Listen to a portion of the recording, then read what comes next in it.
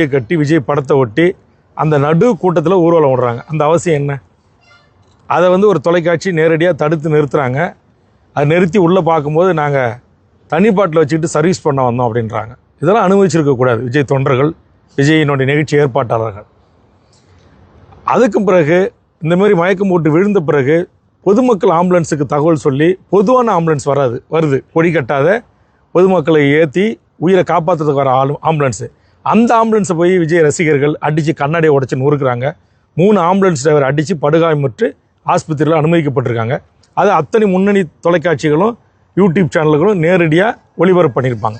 என்ன கேட்க போனால் விஜய் எந்த தொலைக்காட்சி யூடியூப் சேனல் ப்ரமோட் பண்ணுறதோ அதே யூடியூப் சேனல் அதையும் அந்த செய்தியை வெளியிட்டிருக்காங்க. ஆக இதெல்லாம் எவ்வளோ ஒரு முட்டாள்தனமான, ஒரு அறிவிலித்தனமான, மோசமான ஒரு நிகழ்ச்சி. மின்சாரத்தை நிறுத்திட்டாங்கன்றாங்க. அது முழுக்க தவறு. அது எல்லா தொலைக்காட்சியும் படம் பிடிச்சிருக்காங்க, எல்லா விளக்குகளும் எரியுது. அதெல்லாம் உடச்சி உள்ளே போகிறாங்க. அது அனல் வெப்பம் அதிகமாக வீசக்கூடிய ஒரு இடம். அந்த இடத்துல உள்ளே போய் அங்கே நின்று அங்கே மயக்கம் போட்டு சில பேர் விழுந்திருக்காங்க. ஆக எந்த ஒரு உயர்நீதிமன்றம் சொன்ன வழிகாட்டுதல் முறை கிடையாது. காவல்துறை வகுத்தளித்தா இத்தனை கண்டிஷன் போடுறீங்களே, எங்களுக்கு கர்ப்பிணி பெண்களை வரக்கூடாதுன்னு நாங்கள் எப்படி சொல்ல முடியும்? குழந்தைகளை அழைச்சிட்டு வரக்கூடாதுன்னு நாங்கள் எப்படி சொல்ல முடியும்னு நீங்கள் ஹைகோர்ட்டில் கவுண்டர் பெட்டிஷன் போடுறாங்க.